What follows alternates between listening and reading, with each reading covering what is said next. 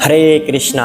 सभी का स्वागत है। भगवत गीता का सुंदर पाठ चल रहा है। श्री कृष्ण हमें दिव्य ज्ञान दे रहे हैं, ऐसा ज्ञान जो किसी और शास्त्र में मिलना बड़ा ही दुर्लभ है।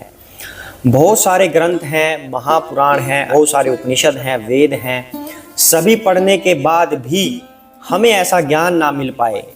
वैसे तो इतने सारे उपनिषद, वेद, महापुराण ये सब पढ़ना असंभव है हमारे लिए एक जीवन में, लेकिन मान लेते हैं अगर आपने पढ़ लिया तब भी इतना ज्ञान मिलना बहुत दुर्लभ है जो भगवत गीता देता है, क्योंकि भगवत गीता इन सभी ग्रंथों का निचोड़ हमें दे देता है, कंक्लूजन दे देता है। हम इतने ग्रंथ सारे पढ़ने के बाद कंफ्यूज हो सकते हैं कि आखिर भगवान कहना क्या चाह रहे हैं, लेकिन भगवत गीता बिल्कुल क्लियर पिक्चर आपको दे देता है कि भगवान ने हमें कैसा जीवन व्यतीत करने के लिए कहा है। हम गृहस्थ में जी रहे हैं, हमें क्या नियमों का पालन करना चाहिए, भगवान हमें सभी बताते हैं। तो लास्ट एपिसोड में भगवान हमें बता रहे थे कि एकांत स्थान में बैठकर ध्यान कैसे लगाना है, क्योंकि इस अध्याय का शीर्षक है ध्यान योग।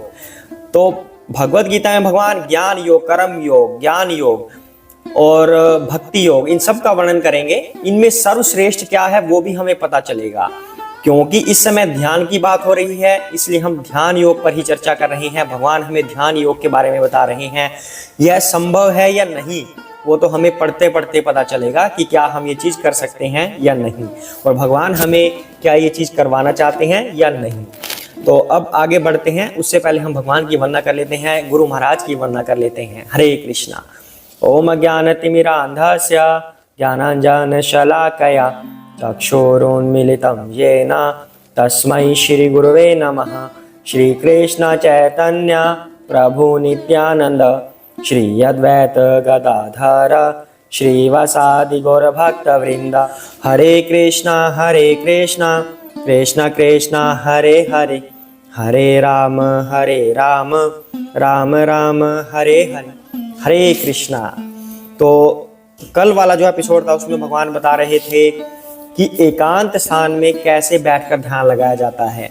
कुशा बिछाकर, फिर मृग छाला बिछाकर, फिर उसके ऊपर मुलायम वस्त्र बिछाकर, थोड़ा सा ऊंचा नीचा वो सब सेट करके तब ध्यान में लगा जाता है। उससे पहले वाले एपिसोड में भगवान ने क्या बताया था, एकांत स्थान का महत्व, कि एकांत हमें वास्तव में मिलता कहाँ है। एकांत तो हमें भक्तों की संगति में मिलता है। भगवान ने सिर्फ इतना कहा था कि एकांत स्थान में बैठकर भक्ति करनी चाहिए, लेकिन कलयुग में एकांत कहाँ मिलेगा। कलयुग में एकांत सिर्फ भक्तों की संगति में मिलेगा। जो भगवान एक्सप्लेन कर रहे हैं ये कलयुग के लिए नहीं है, ये ध्यान लगाना कलयुग के लोगों के लिए पॉसिबल नहीं है, लेकिन फिर भी हम पढ़ते हैं कि भगवान क्या बता रहे हैं कि ध्यान कैसे लगाया जाता है।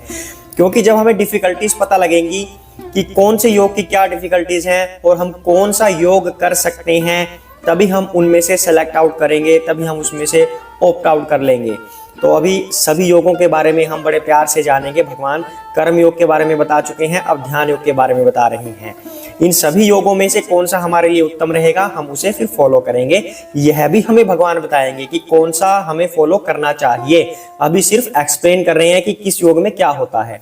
तो ध्यान योग में क्या होता है, एकांत स्थान में बैठना है और कुशा बिछानी है, उसके ऊपर मृग छाला बिछानी है, फिर उसके ऊपर मुलायम वस्त्र बिछाना है, तब ध्यान में उस पर बैठकर लगना है। तो अब आगे श्री कृष्ण इस संदर्भ में क्या कह रहे हैं हम आगे जानते हैं। हरे कृष्णा। समं काय शिरः ग्रीवं धारयन्नाचलं स्थिरः संप्रेक्ष्य नासिका अग्रं स्वं दिशा च अन्वलोकयन् प्रशान्तात्मा विगतः भीः ब्रह्मचारी व्रते स्थितः मनः संयम्य मत्चित्तः योक्तासीत् मतपरः। हरे कृष्णा। योगाभ्यास करने वालों को चाहिए वह अपने शरीर, गर्दन तथा सिर को सीधा रखे और नाक के अगले सिरे पर दृष्टि लगाए। इस प्रकार वह अविचलित तथा दमित मन से, भय रहित विषयी जीवन से पूर्णतया मुक्त होकर अपने हृदय में मेरा चिंतन करे और मुझे ही अपना चरम लक्ष्य बनाए। हरे कृष्णा। तो यहाँ आप श्री कृष्ण ध्यान के बारे में आगे विस्तार पूर्वक वर्णन कर रहे हैं कि ध्यान कैसे लगाना है। एकांत स्थान मिल गया, कुशा बिछा ली, मृग छाला बिछा ली, उसके ऊपर मुलायम वस्त्र बिछा लिया, उस पर बैठ गए। लेकिन अब बैठना कैसे है? बिल्कुल सीधे। कह रहे हैं कि हमारी शरीर, गर्दन तथा सिर को बिल्कुल सीधा रखना है, ऐसे। अब ऐसे भी नहीं रखना कि ऐसे हो जाए सीना चौड़ा करके, नो, ऐसे भी नहीं होना, सीधा रखना है, स्ट्रेट रखना है। पद्मासन में बैठ सकते हैं, जिनका शरीर इस लायक हो कि पद्मासन में बैठा जाए, उससे रीढ़ की हड्डी सीधी रहेगी। तो सीधा रखना है और नाक के अगले सिरे पर दृष्टि लगानी है, यहाँ पर दृष्टि लगानी है, ऐसे करके, ठीक है, तब ध्यान लगेगा। इस प्रकार वह अविचलित, यानी कि किसी के बहकाने से वह बहके ना, कहीं पर उसका ध्यान भंग ना हो रहा हो, कहीं और उसका माइंड ना जा रहा हो, मतलब विचलित नहीं होना चाहिए। जैसे पुराने जमाने में ऋषि मुनियों को विचलित कर देते थे, इंद्र भेज देता था किसी ना किसी को कि इनकी तपस्या भंग करो। ऐसे हमें विचलित नहीं होना अपने मार्ग से, और दमित मन से। दमित मन मतलब बिल्कुल accurate, hey listen to me, बिल्कुल स्ट्रेट, ऐसे इस मन से बैठना है, बिल्कुल ध्यान पूरा।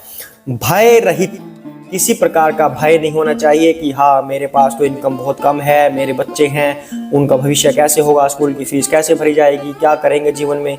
नो, किसी तरह का कोई भय नहीं होना चाहिए, बिल्कुल भय रहित होकर बैठना है। सीधे सिर, नाक हमारे बिल्कुल सीधे होने चाहिए, गर्दन सीधी होनी चाहिए, कोई भय नहीं होना चाहिए, कोई विचलित भाव नहीं होना चाहिए। विषयी जीवन से पूर्णतया मुक्त होकर।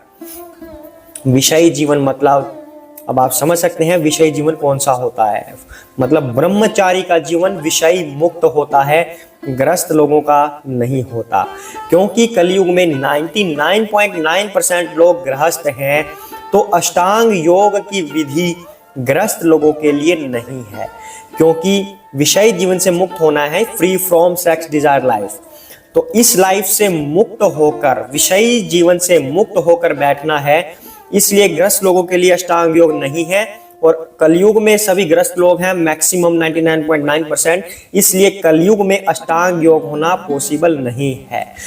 तो फिर भी हम बड़े प्यार से जानेंगे कि भगवान एक्सप्लेन कर रहे हैं, किसी उद्देश्य से एक्सप्लेन कर रहे हैं भगवान, कि हम जाने कौन कौन से योग होते हैं और हमें फॉलो कौन सा करना चाहिए। तो ये ध्यान योग की विधि भगवान बता रहे हैं कि ऐसे है। तो ये ब्रह्मचारियों के लिए होती है विशेषतया, कि विषयी जीवन से पूर्णतया मुक्त होकर अपने हृदय में मेरा चिंतन करे और मुझे ही अपना चरम लक्ष्य बनाए। हरे कृष्णा। तो अब ध्यान योग की विधि भगवान ने हमें बता दी कि किस जगह पर जाकर कैसे आसन बिछाना है और उस पर बैठना कैसे है और मन को कैसे कंट्रोल में करना है, और सिर्फ मेरा ध्यान लगाए, ऐसे नाक पर देखते हुए, आगे स्टिप पर देखते हुए मेरा ध्यान लगाए और मुझे ही परम लक्ष्य बनाए, कि मुझे सिर्फ और सिर्फ श्री कृष्ण के पास ही जाना है, ये देह त्यागने के बाद कहीं और नहीं जाना है। इस तरह से भगवान वर्णन कर रहे हैं श्लोक नंबर 13 और 14 में अध्याय 6 के। तो आज हम ये 2 श्लोकों पर ही मंथन करेंगे कि ध्यान योग वास्तव में होता कैसे है। जो ये पिछले 2 और 2 4 और 1 5, ये जो पिछले 5 श्लोक हैं, इसके बारे में ध्यान योग का भगवान वर्णन कर रहे हैं, एकांत स्थान का, और उस पर बैठना कैसे है, ध्यान कैसे लगाना है। इन 5 श्लोकों में ये बात कवर हो रही है, 2 आज के, 2 कल के और 1 परसों का। तो इस तरह से हम लगातार मंथन करते जाएंगे, उसके बाद धीरे धीरे आगे बढ़ेंगे, ताकि हमें अच्छे से समझ आ जाए भगवद गीता। तो आज के लिए इतना ही करते हैं, सभी साथ में बोलेंगे जय श्री कृष्ण चैतन्य प्रभु नित्यानंद श्री अद्वैत गदाधर श्री वसादि गौर भक्त वृंदा। हरे कृष्ण कृष्ण कृष्ण हरे हरे, हरे राम राम राम हरे हरे। हरे कृष्ण।